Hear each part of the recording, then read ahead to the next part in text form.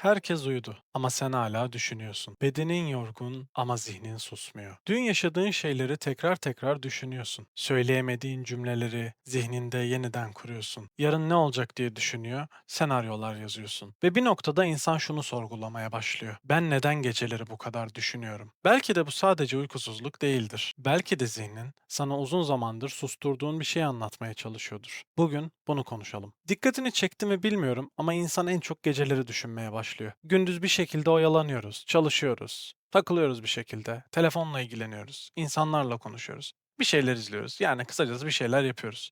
Ama zihnimiz sürekli meşgul. Ama gece olduğunda her şey sanki yavaşlıyor, sessizlik başlıyor ve işte tam o anda bastırdığın şeyler yüzeye çıkıyor. Belki gün içinde hissetmediğin bir kırgınlık, belki geçiştirdiğin bir yalnızlık hissin, belki de uzun zamandır kaçtığın düşüncelerin. Çünkü insan bazen gündüz güçlü görünmeyi başarsa da gece olduğunda zihniyle baş başa kalıyor. Ve o sessizlikte insanın gerçekten nasıl hissettiği ortaya çıkıyor. Birçok insan geceleri fazla düşündüğünde kendine yükleniyor. Sanki sorun sadece kendindeymiş de başkaları böyle şeyler yaşamıyormuş gibi. Fakat bu normalde herkesin hissettiği bir şey ama insan bunu bilmiyor. Normal insanlar böyle düşünmüyor. Niye ben duramıyorum? Niye herkes uyurken benim zihnim çalışıyor? Ben niye uykusuz kalıyorum diye kendini yiyip duruyorsun muhtemelen. Ama çoğu zaman mesele düşündüğün kadar basit değil. Çünkü zihnin aslında sana zarar vermemeye çalışıyor. Yani bir nevi tam tersine seni korumaya çalışıyor. Seni bir şeylere hazırlamaya, olasılıkları hesaplamaya ve kontrol etmeye çalışıyor. Özellikle geçmişte fazla hayal kırıklığı yaşayan insanlar zihinlerini kolay kolay kapatamazlar. Çünkü bir noktadan sonra insan sürekli tetikte yaşamaya başlıyor. Mesela biri seni daha önceden kırdı diyelim. Bir daha aynı şeyi yaşamamak için zihnin sürekli analiz yapmak mecburiyeti hisseder. Bir ortamda değersiz hissettiysen zihnin sürekli insanların davranışlarını incelemeye başlar. Çünkü beynin sana şunu söylemeye çalışıyor. Bir daha zarar görmeni istemiyorum. Ama buradaki sorun şu. Zihnin seni korumaya çalışırken seni bazen yorabiliyor. İnsan bazen fiziksel olarak değil, zihinsel olarak tükeniyor. Ve gece olduğunda bu yorgunluk daha görünür hale geliyor. Çünkü gündüz bastırdığın duygular, gündüz yoğunluğunda unuttuğun ve aklına gelmeyen bütün duygular ve hisler gece daha sessiz bir ortamda yeniden seni buluyor. Ve ilk kez gerçekten bunlar senin tarafından duyulmaya başlanıyor. Birçok insanın fark etmediği şey şu. Gece zihnin susmuyorsa bu bazen bir zayıflık değil, uzun süredir güçlü kalmaya çalışmanın bir sonucudur. Birçok insan geceleri fazla düşündüğünden hep kendine kızıyor. Niye normal değilim? Niye kafam durmuyor diyor. Çünkü zihnin sana zarar vermeye çalışmıyor. Aslında seni korumaya çalışıyor. İnsanoğlu bunu anlamakta güçlük çekiyor. Senin zihnin seni bir şeylere hazırlamak istiyor. Ama bunu bazen o kadar fazla yapıyor ki insan artık dinlenememeye başlıyor. Dinlendiğinde, uzandığında, uyuduğunda vücudun dinleniyor ama zihnin asla dinlenmiyor gibi hissediyorsun. Çünkü zihnin sürekli bir şeyler düşünüyor. Özellikle çok fazla şey yaşamış insanlar gece daha fazla düşünüyor. Çünkü zihnin tamamen rahatlayabilmesi için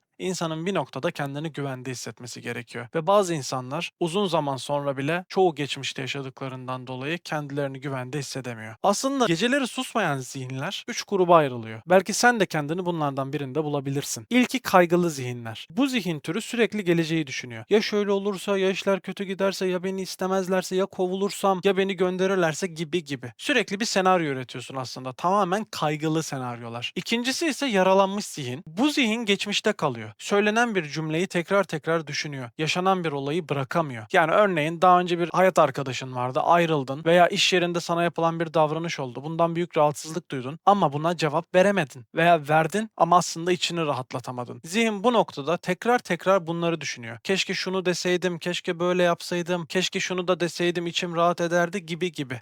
Ama bunları yapmamanın hiçbir problemi yok. Bunu anlaman gerekiyor. Yaralanmış olman yanlış yaptığın anlamına gelmiyor. Seni yaralayan insanların aslında seni yaralamak konusunda hataları olduğunu gösteriyor. Bu farkındalığı geliştirmen gerekiyor. Hatalı olan sen değilsin. Hatalı olan burada insanları algılama biçimin. Hak etmediği bir değeri zaten hak etmeyen bir insana göstermemen gerekiyor. Bu vesileyle de aslında yanlış insanlara değer vermiş olduğunu görüyorsun zamanında. Üçüncüsü ise yorgun zihinler. Bu en sessiz olanı. Hep güçlü görünmeye çalışan insanların zihni yorgun zihinler olarak tanımlanıyor. Yani herkesi düşünen insanların zihni. Sürekli bir şeyleri çözmeye çalışan, sürekli çözüm yolları arayan ve bir çıkış yolu arayan beyinler. Ve bir noktada beden yoruluyor ama zihin sürekli nöbette kalıyor. Belki senin de zihnin bu nedenle uzun zamandır dinlenemiyor olabilir. Bir de modern hayatın bize getirdiği bir nokta var arkadaşlar. Biz artık gerçekten hiç sessiz kalmıyoruz. Yani sabah gözümüzü açıyoruz, elimizi yüzümüzü yıkamadan, dişimizi fırçalamadan ilk önce telefonumuza bakıyoruz. En basitinden saatin kaç olduğuna bakıyoruz. Bildirim gelmiş mi? Videolar gelmiş mi? Yeni haberler neler? Birinin hayatını görüyorsun. Ya benim hayatım niye böyle değil diyebiliyorsun. Kendini başkalarıyla kıyaslıyorsun yani. Zihnimiz sürekli bir içerik tüketiyor. Ne olduğunun bir önemi yok. Ve beynin hiç durmadan farklı farklı şekilde uyaranlara maruz kalıyor ve bu sistem içerisinde rutin olarak her gün düzenli yaşıyor. Bu yüzden birçok insan artık gerçekten dinlenemiyor bile. Sadece gündüz değil, gece uyumadan önce de telefonla o kadar ilgileniyoruz ki gece uykuya dalmakta bile güçlük çekiyoruz. Bu ikisi aslında çok farklı şeyler. Birinin dinlenebilmesi ve gerçekten dinlenememesi arasında çok farklı şeyler var. Çünkü insan bazen saatlerce telefonda vakit geçiriyor ama zihni hala yorgun kalıyor. Çünkü beyin gerçekten sessizliğe ihtiyaç duyuyor. Konu Instagram'da Reels kaydırmak, YouTube'dan kısa bir video izlemek falan değil. Konu senin zihnini gerçek anlamda dinlendirip dinlendiremediğin. Ve gün boyunca hiç yavaşlamayan bu zihin gece aniden sakinleşsin diye bir beklentiye giriyoruz. Aslında hata yapıyoruz. Biz gün boyu zihnimizi gece yoğunluğunda kalsın ve aslında bizi uyutmasın diye bir çaba gösteriyoruz ister istemez. Gün boyunca ne kadar yorulsak da gece de o kadar bu zihni çalıştırmaya devam ediyoruz. Aslında kendimize haksızlık ediyoruz. Ve bazen insan sadece geceleri düşünmüyor. Aynı zamanda aslında hissetmekten kaçtığı şeylerle karşılaşıyor ve yüzleşiyor. Çünkü gündüz bir sürü meşgalen var. İşe gidiyorsun, ailenle ilgileniyorsun, kendi hobilerine vakit ayırıyorsun ve bunlardan bir noktada kaçıyorsun. İnsanların içine karıştığın için bunlardan sıyrılıyorsun. Yani bir oyalanacak bir şeyin olduğu için aslında aklına gelmiyor. Ama gece olduğunda sen kendinle baş başa kalıyorsun. Yanında kimse yok. Herhangi bir ses yok. Sana soru soran yok. Zihnini kurcalan bir durum yok yani. Ve bazen en zor şeyler işte bu anda oluyor. Çünkü bazı insanlar uzun zamandır gerçekten nasıl hissettiğini bile bilmiyor. Hayatın koşturmacası içinde düşünüp kendim nasıl hissediyorum diye sormuyorsun bile bazen kendine. Sadece hayata devam ediyorsun akışında. Ama zihnin devam etmene izin vermediği anlar oluyor. Ve o sessizlikte sen insan olarak kendini ilk defa duymaya başlıyorsun. O gecenin yarısında. Bir de şu var. Biz gerçekten hiç durmuyoruz. Yani sadece özel hayatımızdaki koşturmalarımızdan, aile içi ilişkilerimizden, kendi düşüncelerimizden dolayı değil. Telefonlar geliyor, mesajlar yağıyor, sosyal medyadan arkadaşın sana şunu göndermiş, sürekli birileriyle bir kıyaslanma hali, sürekli bir şeyleri tüketme hali aktif. O yüzden de beynin sessizliğin ne olduğunu unutmuş durumda. Gün boyunca sürekli beyni bir şekilde uyarıyorsun. Zihnin sürekli uyarılıyor ve gece aniden diyorsun ki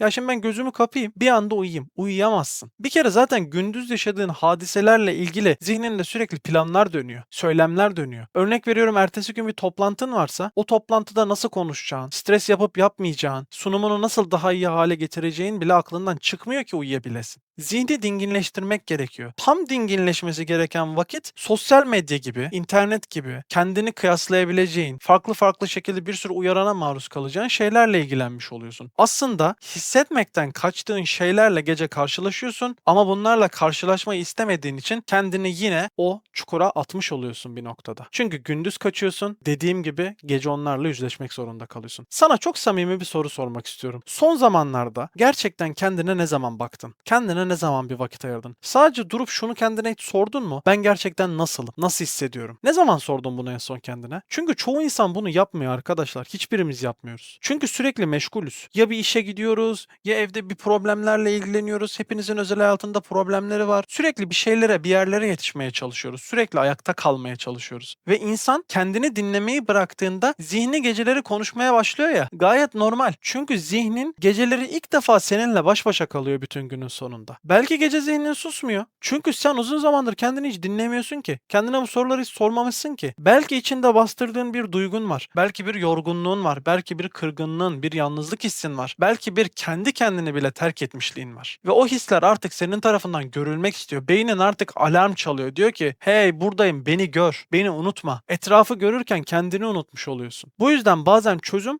zihni susturmaya çalışmak değil, kendinin farkına varabilmek ve kendi gerçeğini anlamaya başlamak. Belki de sorun gerçekten senin fazla düşünmen bile değil. Belki sadece uzun zamandır çok fazla bazı duyguları üzerinde taşıyorsun ve zihnin nihayet sana bunu anlatmaya çalışıyor. İnsan bazen sadece yorulduğunu bile fark etmiyor arkadaşlar. Eve gelip oturduğunda, yalnız başına kaldığında, bir ayaklarını uzattığında anlıyorsun ne kadar yorulmuşum diyorsun. Ya da yatağa yatıp gözlerini kapattığında anlıyorsun zihninin ne kadar dolu olduğunu. Çünkü kendine dönüp hiç sormuyorsun. Ben şu an nasıl hissediyorum anlık olarak? Hiçbirimiz bunu sormuyoruz. Çünkü sürekli güçlü kalmaya çalışıyoruz. Sürekli devam etmeye, sürekli ayakta durmaya, sürekli başkalarından aşağıda kalmama psikolojisiyle kendimizi yıpratmaya devam ediyoruz. Çünkü yalnızca sosyal medyada değil, hayatın içinde de bir şeylerle rekabet ediyoruz. Ama bazı geceler vardır biliyor musun? İnsan ilk kez gerçekten ne kadar yorulduğunu hisseder. Belki bu gece gerçekten senin için öyle bir gecedir. O yüzden bugün kendine biraz daha iyi davranmanı istiyorum. Kendini suçlamak yerine biraz anlamaya çalışmanı istiyorum. Çünkü bazen insanın en çok ihtiyacı olan şey uyumak değil, içinde birikenleri fark etmek. Ve belki de uzun zamandır ilk kez kendini gerçekten dinliyorsundur. Eğer bu video sana iyi geldiyse bunu kaydet. Hatta çevrende muhtemelen şu an senin düşündüklerini düşünen, senin hissettiklerini hisseden arkadaşların da vardır. Mutlaka onlara gönder. Belki başka bir gece bunu tekrar dinlemek isteyeceksin. Belki onlar da bunu başka gecelerde tekrar tekrar dinlemek isteyecekler. Çünkü buna ihtiyacımız var. Ben burada hepimizin ihtiyacı olanı sizlerle paylaşmak istedim. Ve yorumlara şunu yazmanı istiyorum. Gece zihnin en çok neyi düşünüyor? Aklın neye takılıyor? Sen geçmişle mi yaşıyorsun yoksa geleceği mi düşünüyorsun? Kaygıların neler? Yoksa söyleyemediğin şeyleri mi düşünüyorsun? Bütün yorumları okuyorum. Bunu bilmenizi istiyorum. Belki de sorun fazla düşünmeniz değil. Belki sadece uzun zamandır çok yük taşıyorsunuz ve zihninizde artık size bir noktada bunu anlatmaya çalışıyor. Bu gece uyumadan önce kendinizi dinlemenizi istiyorum. Gerçekten aynaya bakın ve kendinizi sevdiğinizi söyleyin. Bu çok önemli. Sabah da bunu yapabilirsiniz. Bakın kendinizi sevdiğinizi hayatınızda kaç kere söylediniz? Bunu da oturup şimdi düşünmenizi istiyorum. Hepinizi çok seviyorum. Sevgiyle kalın. Bir sonraki videoda görüşmek üzere. Hoşça kalın.